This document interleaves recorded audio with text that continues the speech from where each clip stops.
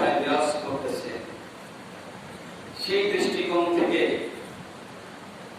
এটা একেবারে স্পষ্ট হয়ে গিয়েছে, এখন ঈমান থাকবে কি থাকবে না,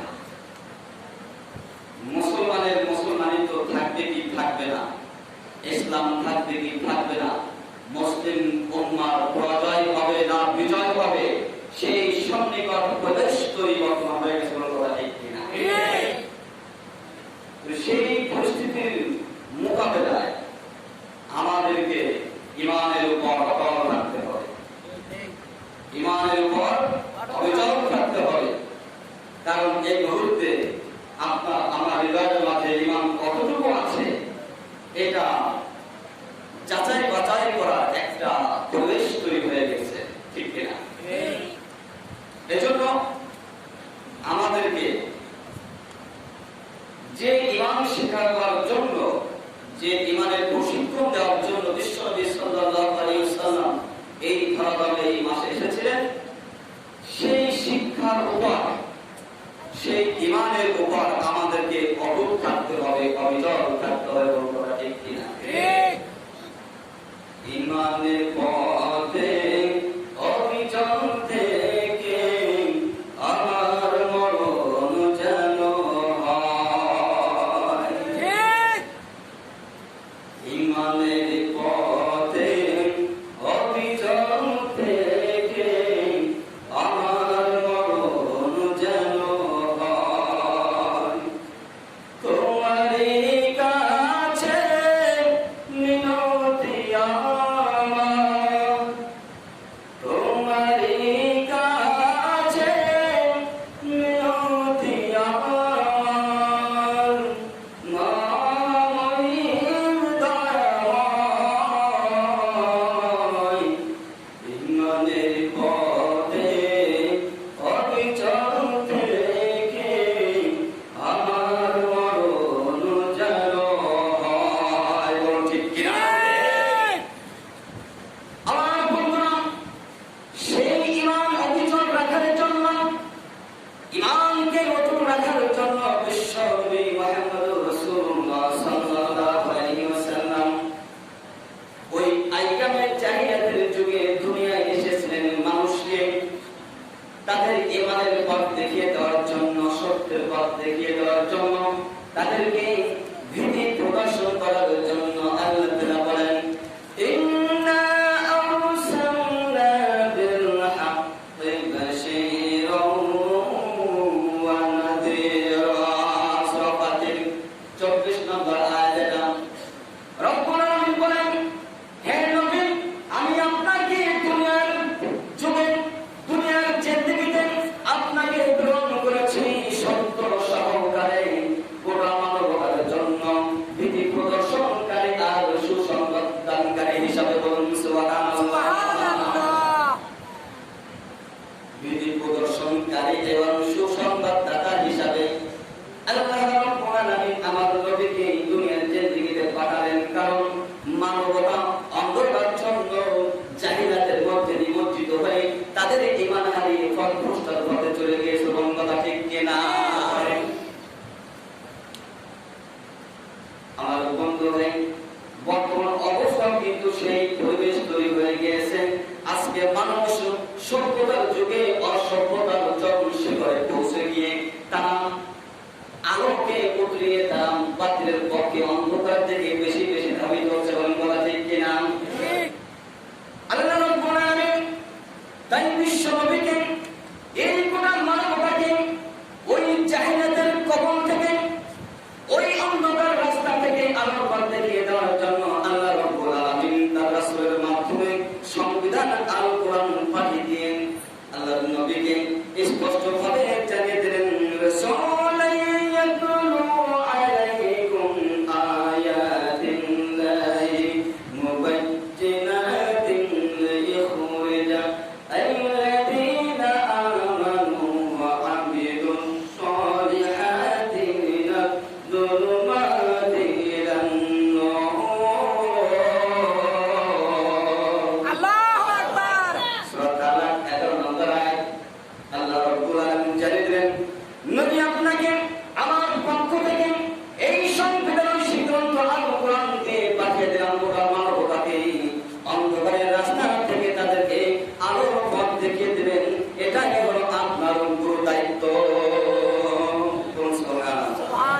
এটা হলো কি গুরু দায়িত্ব। আপনি এই জাহিলি যুগের মানুষকে, পরভ্রষ্ট মানবতাকে আপনি সত্যের পথে দাওয়াত দিয়ে হকের উপর, ইমানের উপর অবিচল ইমান তৈরি করে দেওয়ার জন্য আমি আল্লাহ আপনাকে দুনিয়ার মানবতার জন্য কল্যাণ হিসাবে, রহমত হিসাবে গ্রহণ করেছি। সুবহানাল্লাহ। বিশ্বনবী মুহাম্মদ রাসূলুল্লাহ সাল্লাল্লাহু আলাইহি ওয়াসাল্লাম গোটা মানব জাতির জন্য কল্যাণকামী, শান্তিকামী হিসাবে প্রেরিত হয়েছিলেন। বলুন ঠিক কিনা? তিনি কখনোই কোন অবস্থাতে আমার নবী মানুষের অকল্যাণ কখনো চান নাই। তিনি সদা সর্বদা জাতিকে কিভাবে সুশৃঙ্খল করা যায়, জাতির মধ্যে শান্তি কিভাবে আনা যায়, এই প্রচেষ্টাই অব্যাহত ছিল। আল্লাহ রাব্বুল আলামিন জানিয়ে দিলেন, কামা আরসালনা ফীকুম রাসূলান মিনকুম ইয়াতলু আলাইকুম আয়াতিনা ওয়া ইউযাক্কিকুম ওয়া ইউআল্লিমুকুমুল কিতাবা ওয়াল হিকমা। সূরা বাকারা 151 নম্বর আয়াত। এটা আল্লাহ রাব্বুল আলামিন জানিয়ে দিলেন, হে দুনিয়ার বাসী, আমি তোমাদের মাঝে আমার নবীকে এই জন্যই প্রেরণ করেছি, তোমরা বিভিন্ন ভাবে পথভ্রষ্ট লাইনে তোমরা নিমজ্জিত হয়ে গিয়েছ। তোমাদেরকে রাস্তা দেখিয়ে দেওয়ার জন্য, তোমাদেরকে অন্ধকার পথ থেকে আলো পথ দেখিয়ে দেওয়ার জন্য আমি আমার পক্ষ থেকে সংবিধান সহ আমার নবীকে পাঠিয়ে দিয়েছি, যাতে করে আমার নবী এই সংবিধানের মাধ্যমে নবীর আদর্শ দিয়ে তোমাদেরকে তোমাদেরকে পরিশুদ্ধ করে দিতে পারেন। বলুন সুবহানাল্লাহ। ওয়া ইউআল্লিমুকুমুল কিতাব, এবং এই সংবিধানের প্রশিক্ষণ দিয়ে এই সংবিধানের এক একজন মধ্যে মুজাহিদ সৈনিক তৈরি করে দেওয়ার জন্য আমি আমার নবীকে এই দান করে প্রেরণ করে দিয়েছি। সুবহানাল্লাহ। আর হিকমা, এবং হিকমা দিয়েছি। এই হিকমা সকল তাফসীরের একমত। এই হিকমা হচ্ছে সুন্নাতে রাসূলুল্লাহ সাল্লাল্লাহু আলাইহি ওয়াসাল্লাম। বিশ্বনবী যত সুন্নাহ রয়েছে, যত আদর্শ রয়েছে, রাসূলের যত সুন্নাহ আমরা আদায় করি, যত সুন্নাহ আমল করি, সকল সুন্নাহ এই হিকমার মধ্যে পরিগণিত। আল্লাহ পাক রব্বুল আলামিন তাই গোটা জাতিকে জানিয়ে দিলেন, আমার পক্ষ থেকে সংবিধান আর আমার নবীর দৈনন্দিন জীবনের যে সকল কর্মকাণ্ড, এই দুটা জিনিস তোমরা যদি মজবুত করে ধরে রাখতে পারো, তারা তৌফিক আমরানি লান তাদিল্লু মা তামাসসাকতুম বিহিমা কিতাবাল্লাহি ওয়া সুন্নাতি রাসূল। বিশ্বনবী জানিয়ে দিলেন, তাই হে ও আমার উম্মতরা, তোমরা শুনে নাও, যদি তোমরা কোরআন এবং আমার নবীর আদর্শকে, সুন্নাহকে যদি আঁকড়ে ধরতে পারো, তাহলে কোন বাম এবং রামা তোমাদেরকে পথভ্রষ্ট করার তারা কোনো দুঃসাহস পাবে না, পাবে না। যতসময় তোমরা এই সংবিধান, কোরআন এবং আমার হাদিস সুন্নাহকে আঁকড়ে ধরে রাখবে, ততক্ষণ পর্যন্ত তোমাদের ঈমানের পুরো আঘাত কেউ করতে পারবে না, কেউ পারবে না, যতক্ষণ পর্যন্ত তোমার কোরআন সুন্নাহ আঁকড়ে ধরতে পারবে।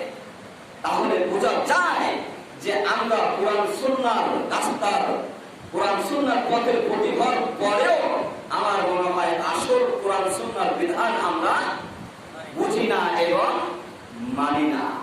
যদি মানতাম, যদি বুঝতাম, তাহলে আমাদের পরিস্থিতি এমন হতো না। ঠিক ঠিক আমরা কোরআনের কথা বলি, হাদিসের কথা ঠিকই বলি, কিন্তু আসল মুখ্য উদ্দেশ্যকে এড়িয়ে পাশ কেটে চলে যায় অন্য গন্তব্যে, অন্য রাস্তায়।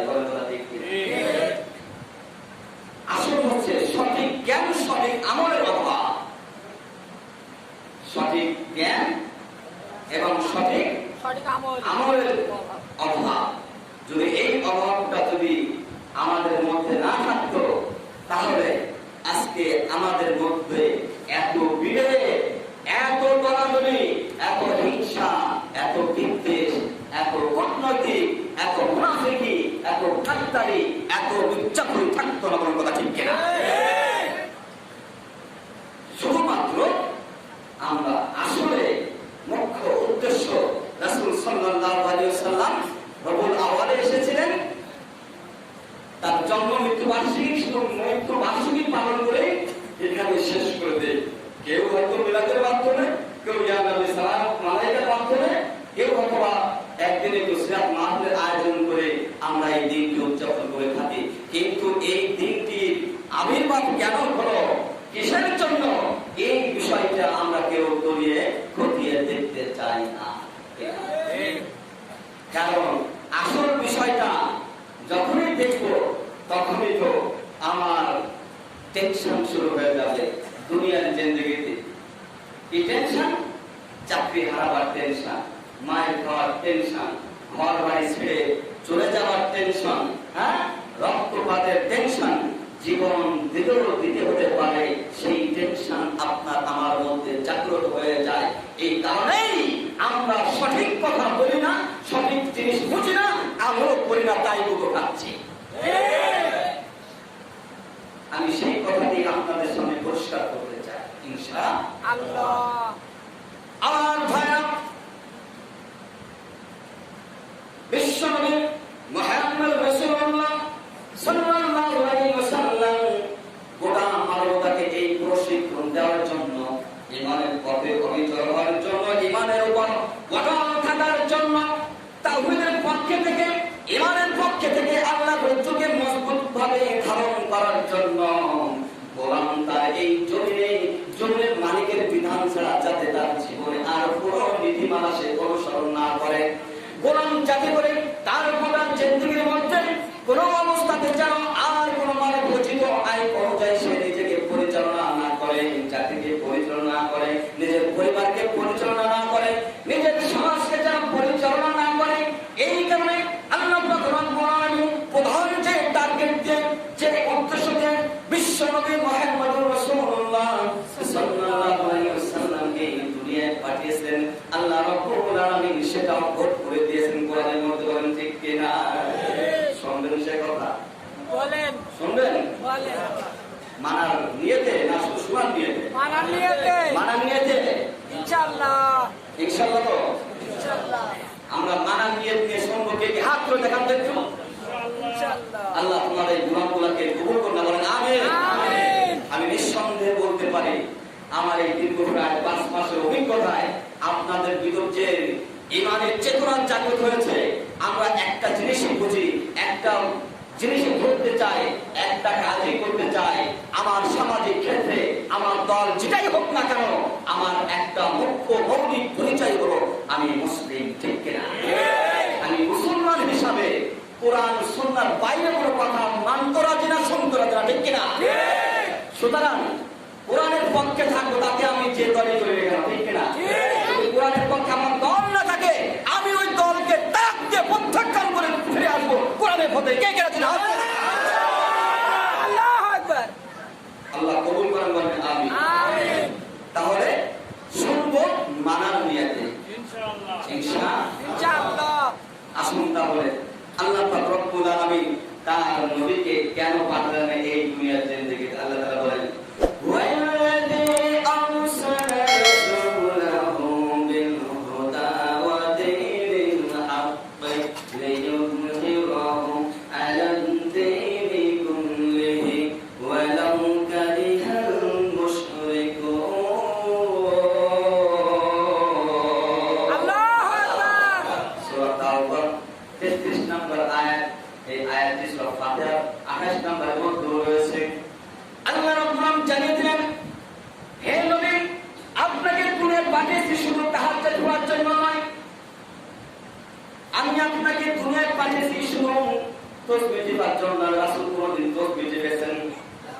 একটা দলিলকেও দেখাতে পারবেন।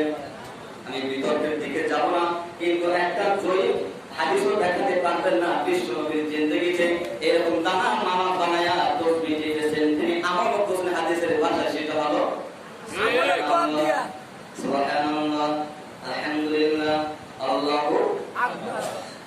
তিনি আঙ্গুলের কোণে কোণে কোণে আমল করেছেন।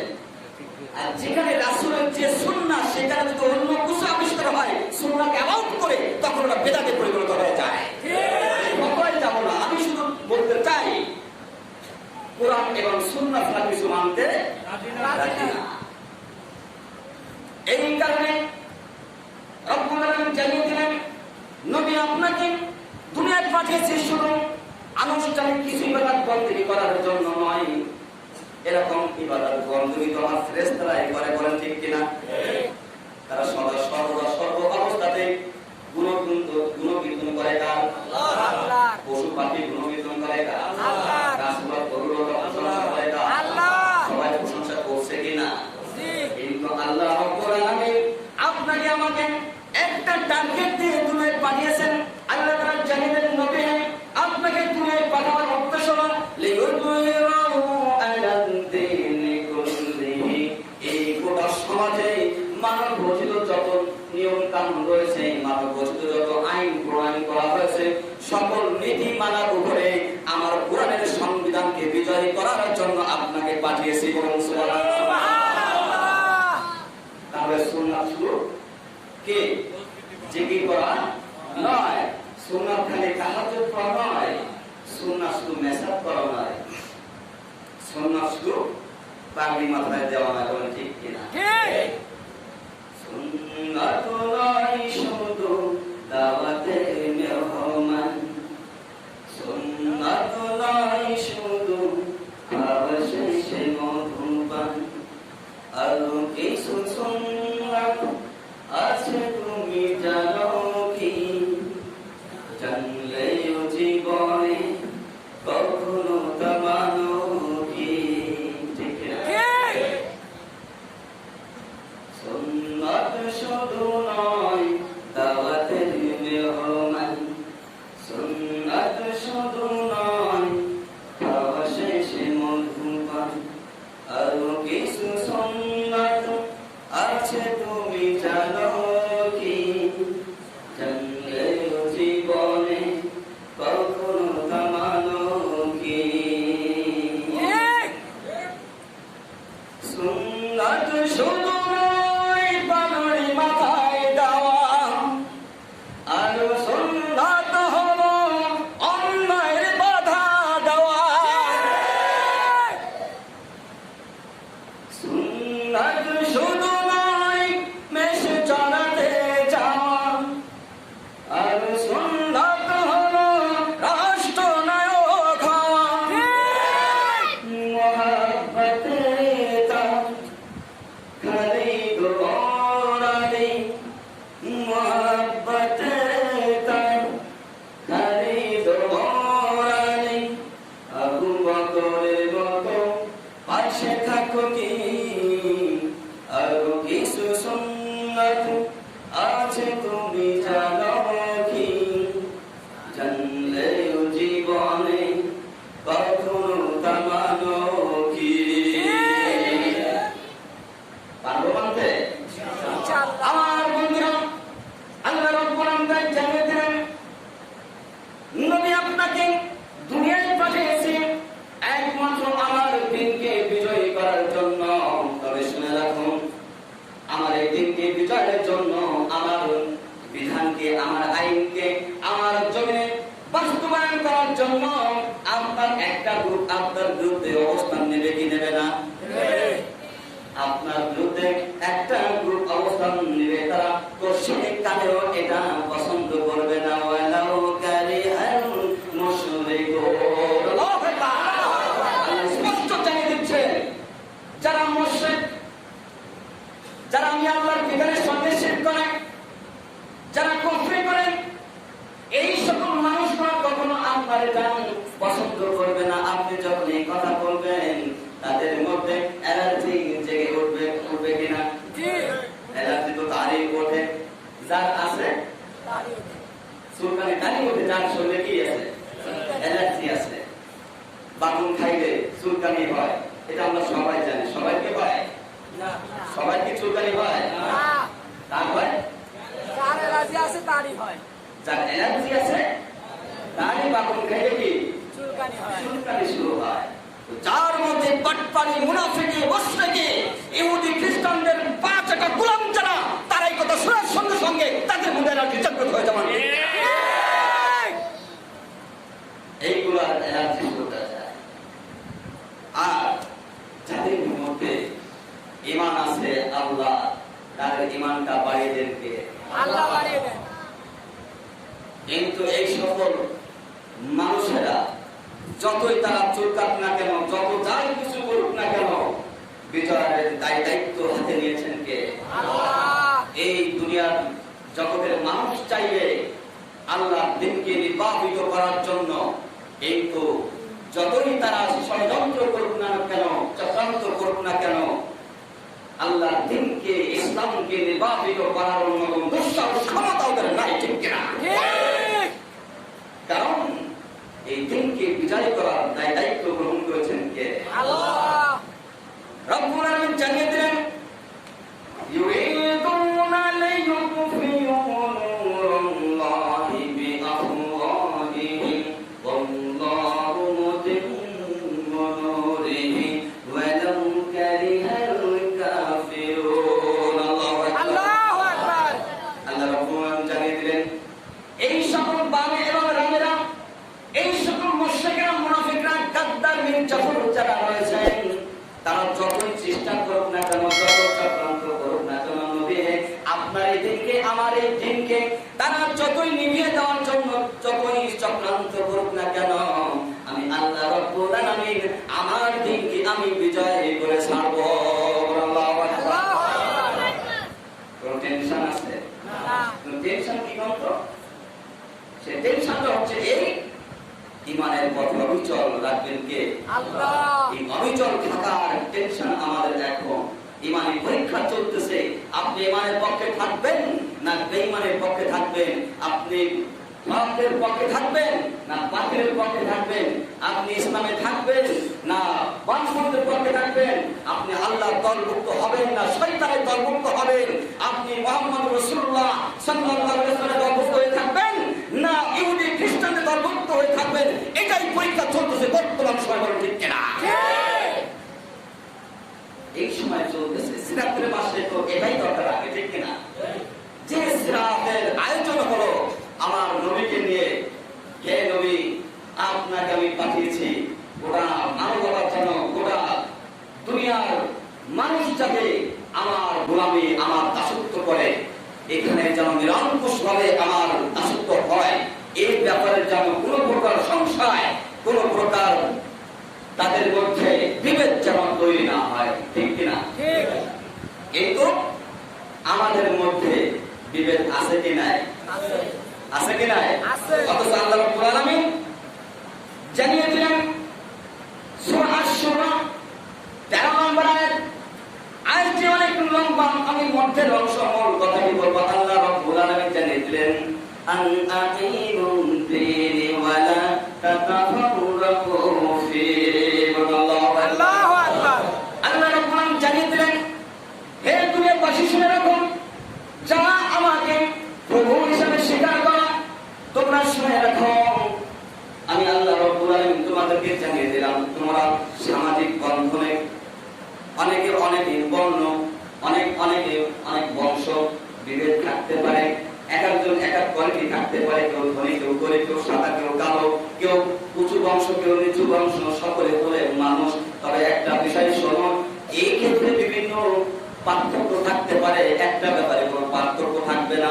সেটা হলো এই, আমি আমার নবীকে যে জন্য দুনিয়ায় পাঠিয়েছি আমার দিনকে বিজয় করার জন্য, আর আমার এই দিন প্রতিষ্ঠার ব্যাপারে শুনে রাখো, আমার এই দিন তোমাদের আমার দিনকে প্রতিষ্ঠা করার ব্যাপারে ঐক্যমত থাকতে হবে। ওয়ালা তাতাফাররাকু, এই ব্যাপারে কোনো মতৈক্য কিন্তু চলবে না। বলেন কথা ঠিক কিনা? আল্লাহর দিন প্রতিষ্ঠার ব্যাপারে, দিনের বিজয়ের ব্যাপারে, তাওহীদের ব্যাপারে, আল্লাহর সার্বভৌমত্বের ব্যাপারে কোন বিভেদ মুসলমানদের মধ্যে থাকতে পারে না। থাকবে না, থাকবে না। আমাদের প্রভু কয়জন? নবী কয়জন? একজন। না আরো বেশি আছে? না। আমরা তাওয়াক্কুল করি কার উপর? আল্লাহর উপর। আমরা ভয় করি কাকে? আল্লাহকে। আমাদের প্রভু কে? আল্লাহ। তাহলে বিভেদ কেন? কেন বিভেদ? আসলে ইসলাম বুঝি না, বুঝলেও মানতে চাই না, আর মানতে চাইলেও প্রচুর টেনশন আছে। চাকরি থাকে কি থাকে না, মায়ের খাওয়া লাগে কি লাগে না, জীবন কোন দিকে পিছনে আসে দুষ্ট মেরে যায়, টেনশন লাগে, ঠিক না? কিন্তু যারা আল্লাহকে ভয় করে, আল্লাহর উপর তাওয়াক্কুল করে, তাদের কোন টেনশন থাকার প্রয়োজন আছে? হায়াতের মালিক কে? আল্লাহ। মরণের মালিক কে? আল্লাহ। তাহলে হায়াত, মরণ, জীবনের সবকিছুর মালিক যদি আল্লাহ হয়, আপনার টেনশন কিসের? বলেন বলেন, আপনার টেনশন কিসের? না, টেনশন নেই। আপনি চাইতে পারবেন আপনার ইচ্ছা মতো থাকতে? আল্লাহ যদি আজরাইলকে নির্দেশ দিয়ে দেয়, ধরো আজমির দিয়ে, আজমির থাকার কোনো ক্ষমতা আছে? আপনার থাকার ক্ষমতা আছে? তাহলে টেনশন করেন কেন? আপনার তো টেনশন করার দরকার আমার ঈমান আছে কি না। আমার মরণ যে কোনো মুহূর্তে হতে পারে, আমি ঈমানে হালতে যেতে পারবো কি পারবো না, এটাই টেনশন থাকা দরকার। এজন্য আমাদের ঐক্যবদ্ধ হতে হবে। রাসূলকে যে মিশন দিয়ে পাঠিয়েছেন এই দুনিয়ার জমিনে, ওই মিশনকে বাস্তবায়নের জন্য আমাদেরকে এক হতে হবে। রাজি আছি তো? ইনশাআল্লাহ। রাজি আছি তো? ইনশাআল্লাহ। ইনশাআল্লাহ। আমাদের প্রভু এক নবী উম্মত, জীবন বিধান ওই শিবালি কোরআন। ঠিক আছে? আমাদের প্রভু এক নবী উম্মত, জীবন বিধান ওই শিবালি কোরআন। তবে কেন এক নয় মুসলমান,